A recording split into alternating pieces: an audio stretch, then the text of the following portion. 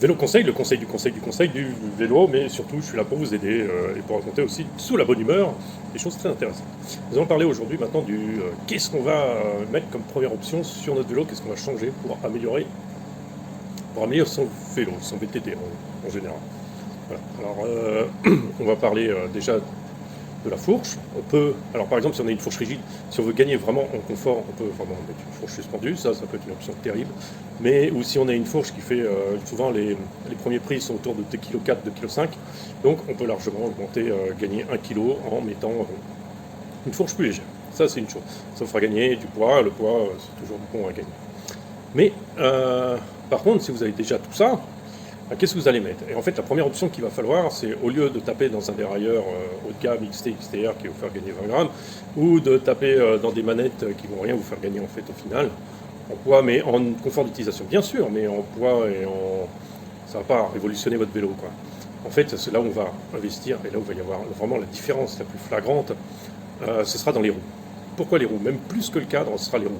Parce que les roues, c'est tout le dynamisme de votre vélo. Des roues plus rigides, plus confortables, plus légères, vont vous apporter beaucoup plus de nervosité, plus de précision, plus de confort.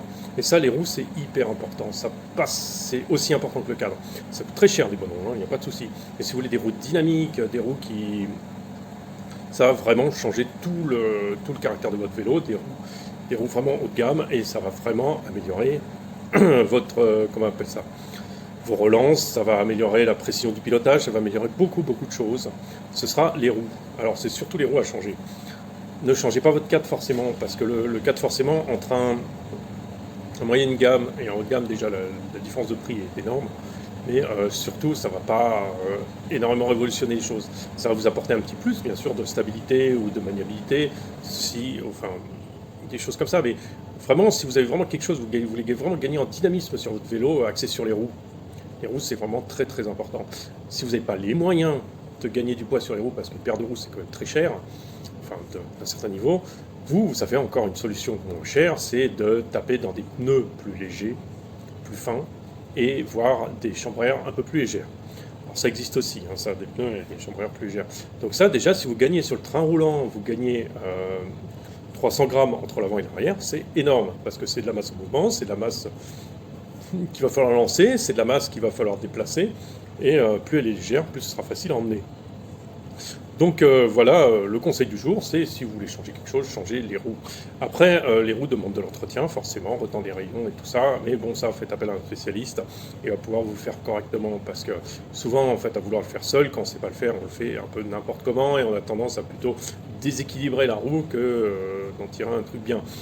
Voilà, sur ce, c'est une bonne chose. Après, je vais parler d'autre chose, donc ça c'était la première tête. Après, il m'est arrivé un truc qui est assez surprenant, c'est en fait j'ai remonté des manettes que j'avais dans mon garage depuis plus de 3 ans. Parce que je roulais en un seul plateau, et maintenant j'ai racheté un pédalier en 3 plateaux. Donc je vais répartir l'usure sur les 3 plateaux, puisque les 3 plateaux, je ne vais pas utiliser que celui du milieu. Et du coup, j'ai remonté un dérailleur avant. J'ai retrouvé un vieux dérailleur avant, qui date de 1990 ou 95. Voilà, bon, ça change absolument rien. Je veux dire, après, ça fonctionne très bien. Il n'y a pas besoin d'avoir le dernier cri à 200 €, ça sert à rien. Voilà, bon, j'ai récupéré celui-là, il marche très bien. Une fois qu'il est bien réglé, il n'y a aucun souci. Après, le truc qui se passe, c'est que la manette, en fait, n'ayant pas été utilisée depuis 3 ans, qu'est-ce qui se passe? La graisse qui est dedans se dessèche et devient une espèce de pâte assez épaisse. Donc après, on le récupère, et qu'est-ce qui se passe? On le monte, on essaye, et après, on s'aperçoit qu'on appuie sur le truc, c'est des manettes Shimano, hein. On appuie sur le truc et ça crée pas, ça prend pas la vitesse, elle change pas. Qu'est-ce qui s'est passé? C'est tout simplement la graisse qui a séché. Vous avez des petits cliquets qui sont sur des mini ressorts qui, forcément, quand la graisse sèche, le petit ressort n'est pas très fort, donc il va pas en récupérer sa place initiale, quoi. Il va pas se détendre aussi facilement, donc il va avoir du mal. Donc c'est pas pour ça qu'il faut changer vos manettes, qu'elles sont foutues et qu'elles sont mortes. Ça veut pas dire ça, ça veut dire juste la graisse dedans à sécher. Moi je déconseille de les démonter, ces manettes Shimano, parce qu'il est très compliqué de les remonter. C'est fait plus ou moins sous pression du ressort. Enfin bon, j'ai essayé une fois, ça s'est mal fini. Voilà. Donc je vous conseille pas de le faire. Par contre, ce que vous pouvez faire dans ces cas-là, si la graisse est trop épaisse et qu'elle a durci dedans et que vous n'arrivez plus à passer le vitesse, la seule chose, vous prenez une graisse en spray relativement liquide, vous bombarder dedans et vous jouez avec la manette, vous appuyez, vous relâchez, vous appuyez, relâchez, et vous allez voir, ça va se détendre un peu. Et vous allez le faire 2-3 fois de suite, enfin 2-3 jours de suite, après utilisation, bien sûr, ou avant utilisation, et ça va du coup dissoudre, détendre cette graisse qui est toute sèche, et ça va rentrer dans les petites particules, et après vos cliquets vont remonter plus facilement, et vont accrocher par-dessus la roue crantée qui va vous permettre de changer de vitesse. Ça veut juste dire ça en fait, ça veut dire juste que la graisse a collé. Donc il faut la détendre un peu, donc vous mettez une graisse liquide en spray, pour histoire qu'elle se diffuse bien partout. Et après vous allez rejouer, ne vous inquiétez pas, en 3-4 jours, c'est bon, ça va revenir à la normale.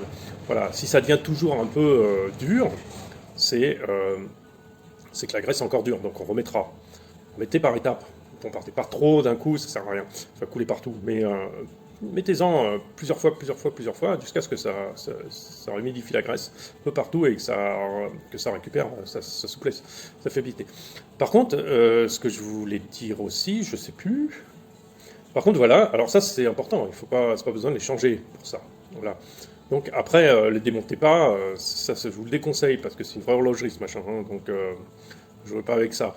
Après, ce que vous pouvez faire, c'est nettoyer vos gaines et nettoyer les câbles. Voilà, ce sera encore mieux, ça coulissera encore mieux dedans. Voilà. Donc c'est tout le conseil du jour. C'était vélo conseil pour la bonne humeur de la journée. Je vous souhaite une bonne journée. Mettez un like, mettez pas de like, abonnez-vous, vous abonnez pas, faites ce que vous voulez. C'est libre, c'est gratuit et profitez-en. Allez, bon VTT.